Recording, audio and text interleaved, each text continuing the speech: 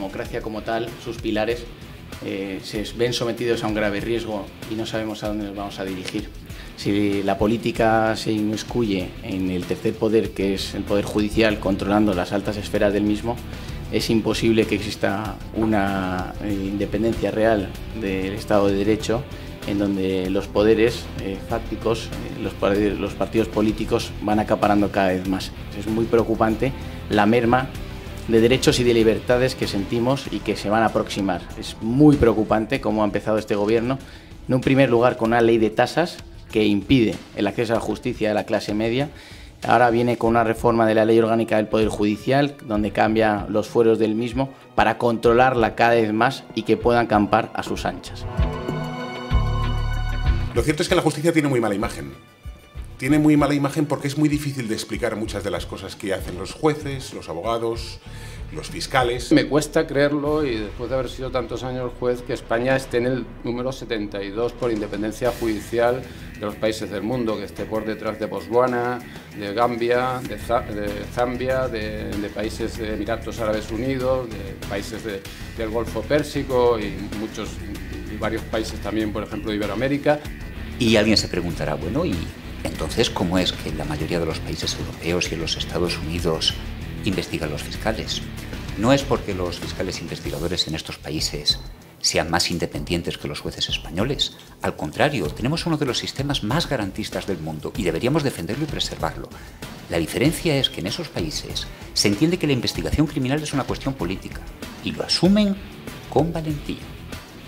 Aquí, sin embargo, no se atreven a decir eso. Quieren politizarla y mienten diciendo que van a conseguir una investigación más objetiva. Vamos a empezar por Gallardón. A mí la sensación que tengo de Gallardón es que lo quiere pasar a la posteridad, quiere que todo el mundo se acuerde de él y lo reforma todo. La ley de tasas, la ley de plantas, la reforma en el Código Penal, la ley de enjuiciamiento criminal. Y no lo está haciendo desde el consenso, no habla con los abogados, no habla con las asociaciones de magistrados, no habla con los especialistas. Yo les pediría opinión a todos los que están sentados aquí si quisiese modificar algo, pero no lo hace. Yo quisiera cambiar diametralmente al político el discurso y decirle, mire, más bien el discurso que usted tendría que coger si quiere arreglar algo es empezar a cambiar esa ley tan antigua de 1862. En la época de transición efectivamente hubo independencia judicial. Yo tuve la suerte de ser de la primera promoción de jueces después de la Constitución. Empezamos a trabajar a finales del 79, principios del 80. En ese momento había un Consejo General del Poder Judicial independiente, había un Tribunal Constitucional independiente, los políticos eran también de otro perfil. Lo que deberíamos hacer es conseguir unos magistrados investigadores más independientes todavía de los que tenemos, pero eso no lo querrán jamás. Evidentemente los jueces estamos bajo el yugo del poder político y los políticos, tanto a la derecha como a la izquierda, se tienen repartido el pastel. Yo, por tanto, pido auxilio, ayuda, diría más, incluso socorro. Bien, de la justicia universal, para que veamos que es una cuestión que no es una cuestión tan política como la han querido hacer, sino muy interesante. Primero que diría es que los españoles estamos ya por el mundo. Es decir, antes, cuando éramos gente cerrada que vivíamos en nuestro pueblo, pues quizás la justicia universal no tenía interés porque no salíamos fuera de España, pero ahora los españoles se mueven y pues te secuestran a un periodista en la guerra de Siria, o te secuestran a un cooperante en el desierto en el Sahel, o te secuestran al primo de Marlaska en las selvas de Colombia. Y por lo tanto, nos interesa qué les pasa a nuestros ciudadanos cuando están fuera, si es que no existe justicia efectiva. La sensación de este anteproyecto de la Ley Orgánica del Poder Judicial, con la prohibición de que los jueces hablemos, la supresión del decano y la junta de jueces, la creación de los tribunales de instancia, la creación de jurisprudencia obligatoriamente vinculante, mi sensación es que es un trapo que nos tiende el político para que entremos en él, para que, como pasó con la reforma anterior, nos preocupemos de los días de permiso, de que si no podemos ponernos enfermos porque tenemos que pagar la enfermedad de nuestro bolsillo, de que si donde dijo Diego y no nos pudimos los jueces elegir al vocal del Consejo, porque eso no es lo que importa al ciudadano. Se va creando cada vez, y con cada reforma se va dando por normal, pues que el presidente del Gobierno anuncie quién es el presidente del Consejo General del Poder Judicial, que no se oculte quiénes pertenecen, qué cuota de los vocales pertenecen a un partido a otro. Esa politización en escala o partidismo en cascada es lo que va produciendo que a lo mejor un determinado juez, si quiere aspirar a ir al Tribunal Supremo, debe comportarse de una determinada manera.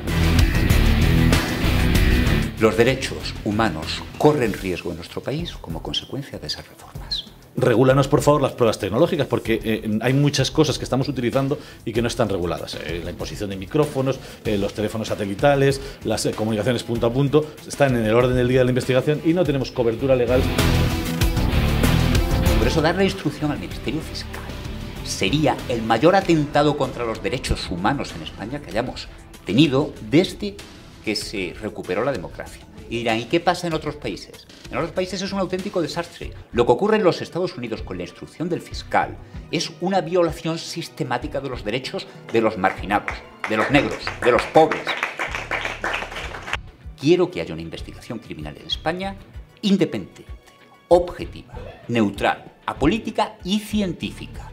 Y eso, evidentemente, dárselo al fiscal es simplemente consagrar la tiranía electoral de la opinión pública, la servidumbre ideológica y el pasteleo de los políticos. Solamente eso. Hubo un fiscal en Coruña, lo ha sacado a colación, Frago, fiscal Frago, que fue expulsado de la carrera fiscal por su jefa y el fiscal general lo apoyó del Estado y tuvo que ser la Audiencia Nacional la que le reintegró a su carrera. La Audiencia Nacional, porque era absolutamente ilegal, pero nadie se dio cuenta en el camino hasta que no llegaron los jueces a hacerlo y sus compañeros tampoco se hicieron cuenta. Era el primer fiscal expulsado de la carrera, el primero en la democracia. No hace falta escribirte una instrucción para que con un gesto tú entiendas a tu jefe y le obedezcas si no quieres empezar a vivir mal. Y por lo tanto, ya no digo si no quieres medrar, que también, sino si no quieres ya ni siquiera vivir mal. Venimos a reivindicar esta politización de la justicia. Nos unimos cuando esta politización de la justicia se intoxicó con una ley de tasas y poco a poco estamos trabajando para luchar en contra de la indiferencia, trabajando por la unidad de la abogacía, trabajando porque la sociedad civil se una y que el día de mañana no sean solamente jueces y abogados los que estemos aquí presentes, sino que estemos todos unidos a través de mensajes, de reivindicaciones, de manifiestos constructivos en donde no los radicales tomen a cabo el cambio y que juntos vamos a acabar con esta politización.